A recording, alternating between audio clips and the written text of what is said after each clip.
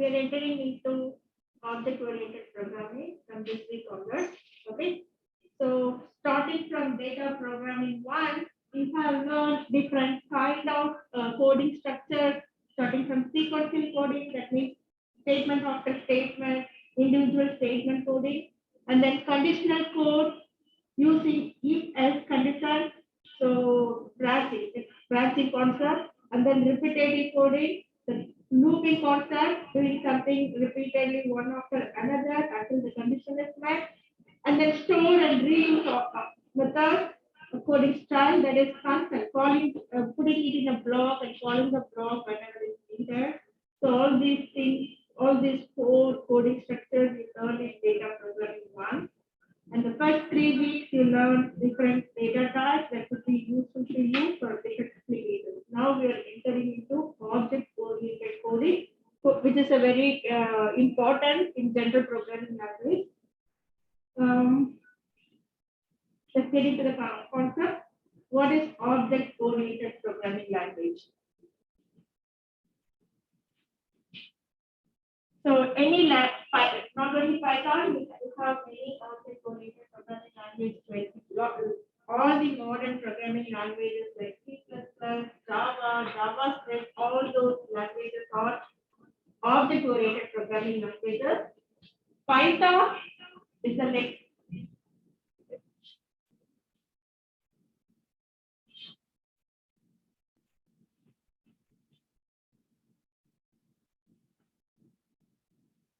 I was trying to record it for the students who is not participating. Let me.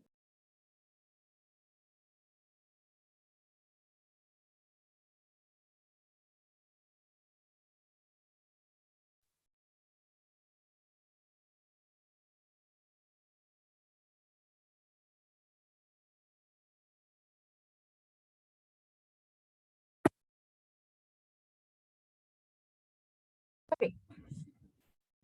So object is the fundamental entity in the object-oriented programming languages. So what is that? The big picture is, like, say that we have a class. Okay. So it's like a template. Class is like a template. Following that template, we will design the other concepts, other objects. For example, if we say what a class, car is a class. Car means it may have 4 wheels, then steering. So all those things are the concepts of class.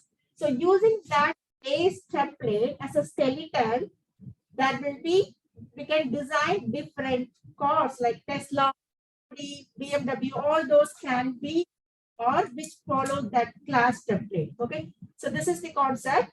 So all you need to remember is class is nothing but like a data type, like how integer is a data type,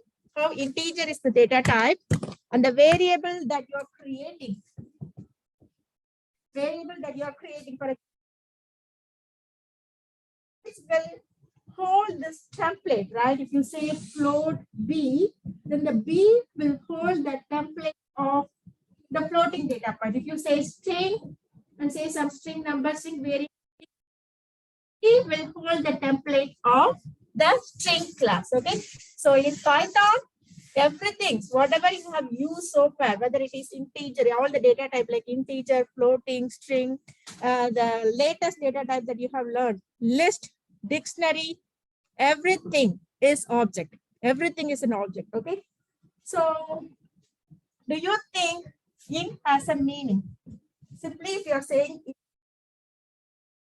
when you declare it, when you create a variable, then only it will hold the meaning. The same thing with the class.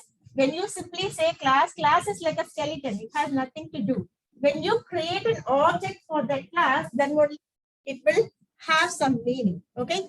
So I can give you some real-time example.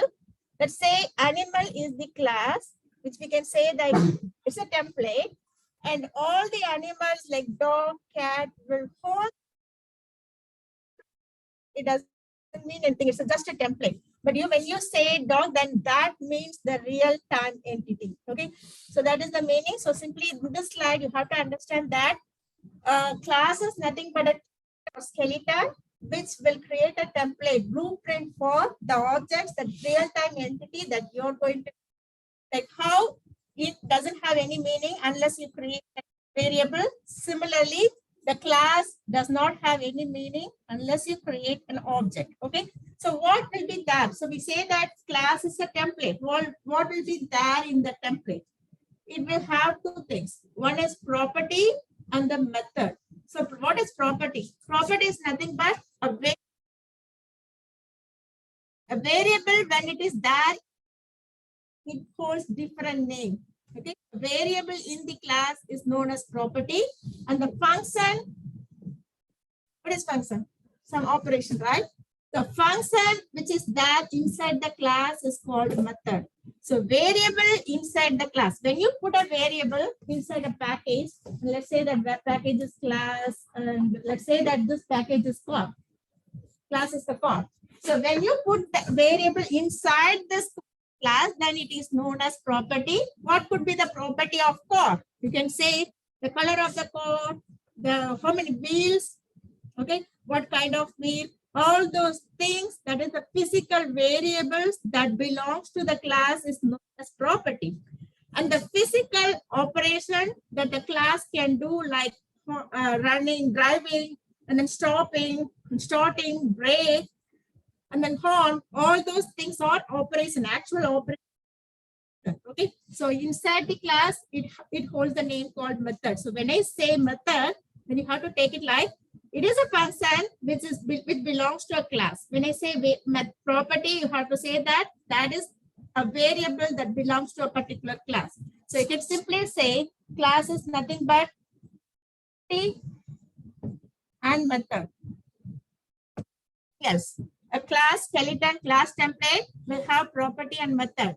So only you can apply this. If you say there is a method called add, and the property could be variable, right? X and Y. So you have to use this function only through X, Y. You cannot use additional property from outside the class. If you want to use a method from this class, then you can apply only the property from this class. Okay. So that is the base concept. So let's move on to the next slide.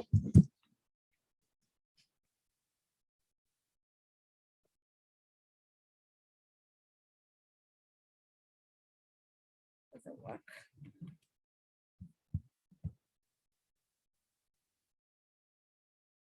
So let's see some more example. So we have seen classes. This one is annoying, or you want me to put this? It'd be easier to see. Yeah, okay.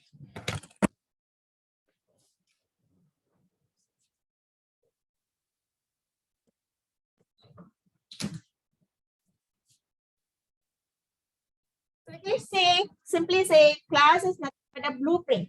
If you are constructing a building with a blueprint just gives you the design. It does not give you the actual building, right? The same thing. But with that blueprint, you can, the same analogy works in class.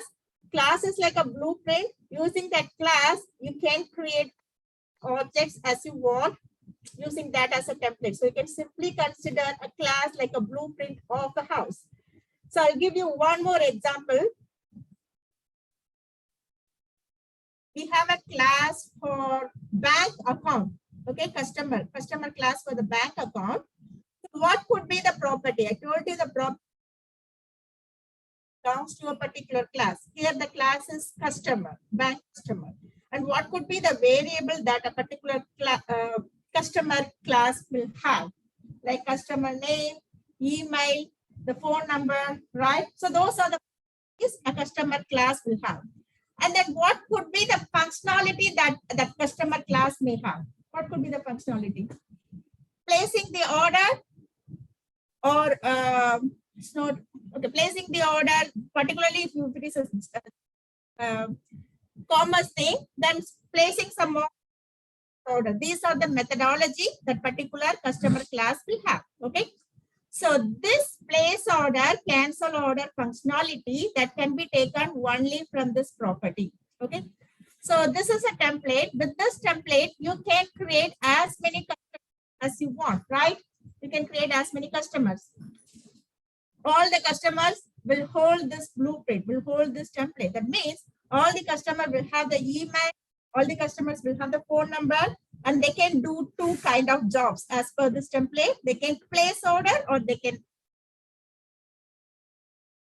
do only two operations. Okay, so this gives you a good idea of how class, what is the use of class and how the objects will work together. So it's very simple. Class is a blueprint. With that blueprint, you can create multiple objects, and all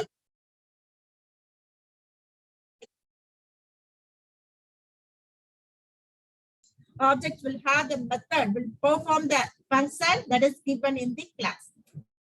That's it. Okay, so let's see how you can create an object and how the object will work. So object is, as I told you, object is the real life entity. There is nothing you can do with class. It is just like a what to say, imaginary thing, a template. Okay, it will not be effective unless you create an object. Is the real entity. So if you take another example, I am just giving different examples so that you can relate. Okay, so let's create another example. This is bank account example. Let's say that bank account is the class which will have the property and method. The method could be debiting, credit, taking the balance. These are the methods. And what could be the properties?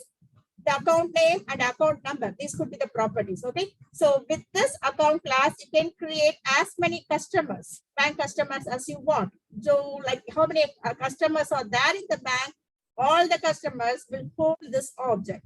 Okay. They can perform all this methodology. So that is the thing. So how can we create a class? Let's look at the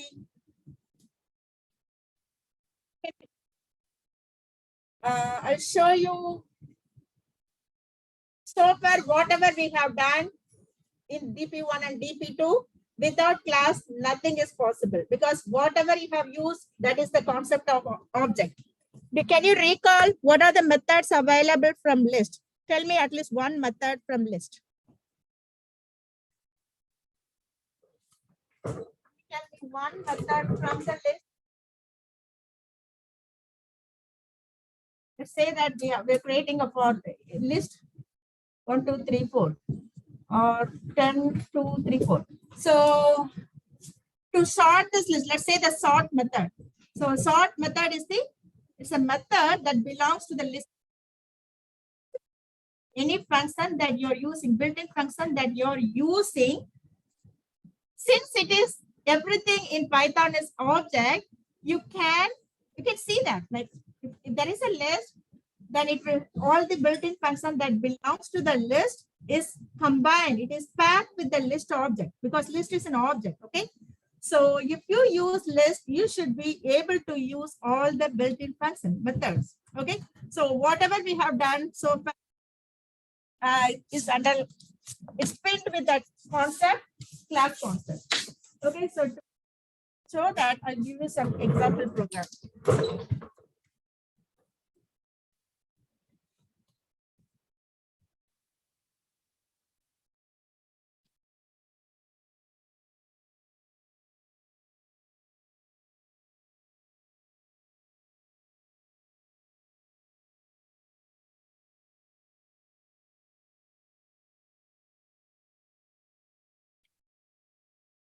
Look at this. So as I'm going to this particular exercise just to prove you that whatever we have done so far in the Python is a concept of object. Okay, so whatever we have used is object so far. So without knowing that, we have been using the object concept so far. Now you are going to create your own object so that for that you have to understand what is class, what is object, everything. So you can see the list function will create a list object. So that means my list is an object. And then dictionary function will create a dictionary object, and we are holding it in the dictionary variable by mydict. And tuple is the function which will create a tuple object. So we are having it in the tuple variable, and there is a string.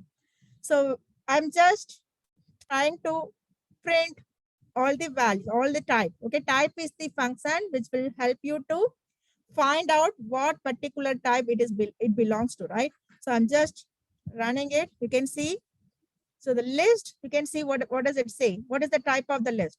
Class. So that is class. And then dictionary, class. And tuple, class.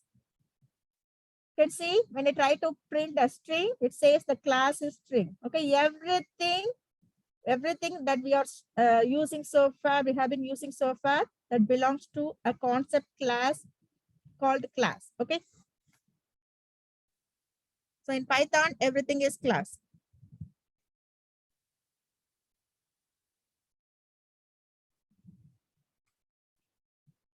Okay, now we are going to see how to define a in Python.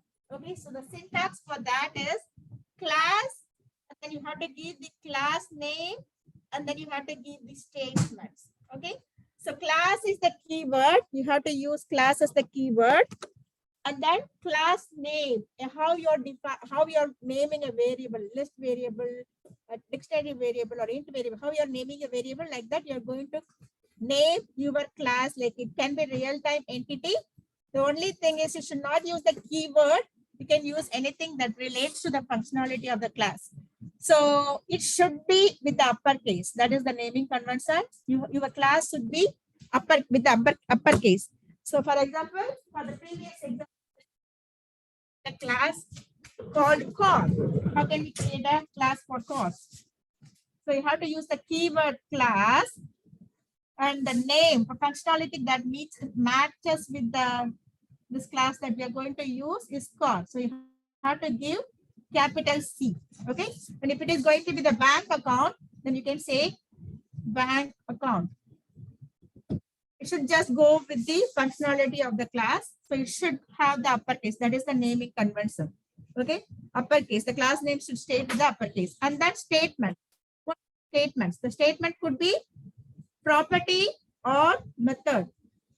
The statement could be property or method. The property is the variable and the method is the functionality. Property is the variable and method is the functionality. So let's see some example. We're going to create a class called point. Okay, so uppercase, you can see the uppercase. So that is the class name. And what this class is going to do, it is just going to draw something between two given points. Okay, what could be the attribute? That attribute could be any coordinate values. And what we are going to do with those given points, we are going to draw, we are going to move. So these are the two methods that we are going to use these attributes. Okay. So the definition will be given, and then this is the normal structure: class, keyword, and the class name, attribute, and the function name. So these are this is the class definition. And object instantiation. So I told you, give me a minute.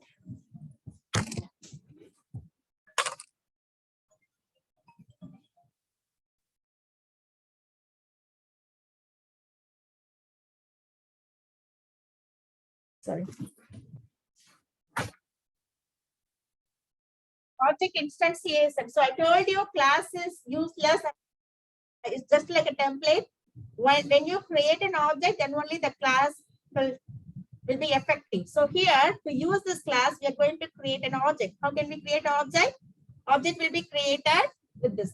So this is point one is the object, which will hold the class template, which is point. Okay, so this is how you will create an object name and the class name. How can you use this method? You cannot directly use any method directly. You have to use any of the methods and attributes which is given inside the class only through the object. Okay, for example, here our object is point one. So by using the dot operator, you have to use it. Point one dot draw. So if you want to use this method, you have to use it only through this object, point one dot draw. Similarly, if you want to assign some value or if you want to get the value of the attribute, the same method, object dot. So here is the thing. How can you create an object? You have by saying object name equal to class name. Object name, class name. And then how can you use those methods and attributes? For that, you have to create object name dot method name. some value or use the attributes, then you have to say object name, attribute name.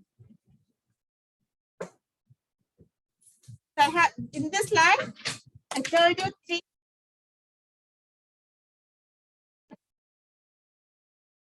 To use the keyword and then you have to specify. It is not important that you have to specify the attribute. You can,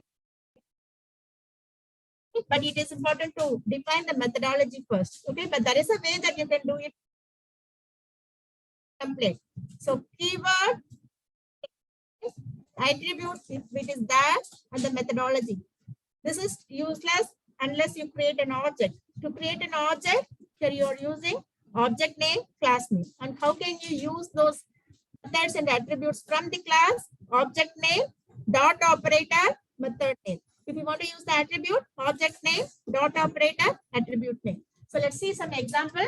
I will give you one more example of that.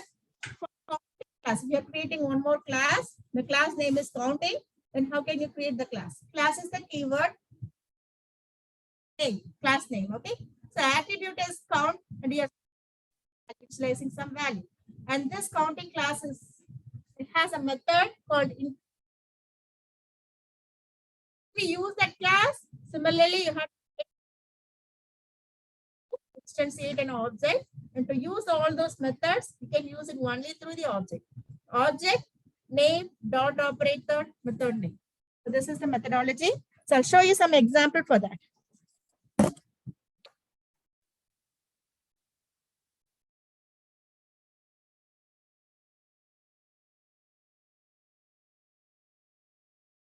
Look at this example.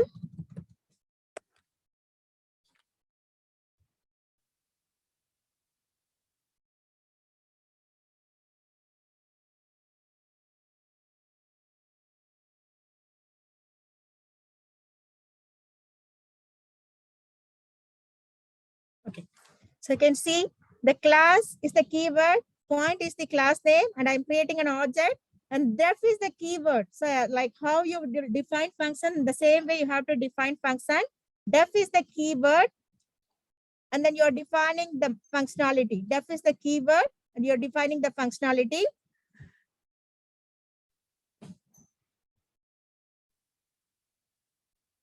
Let me stop recording. I have to check few things with you.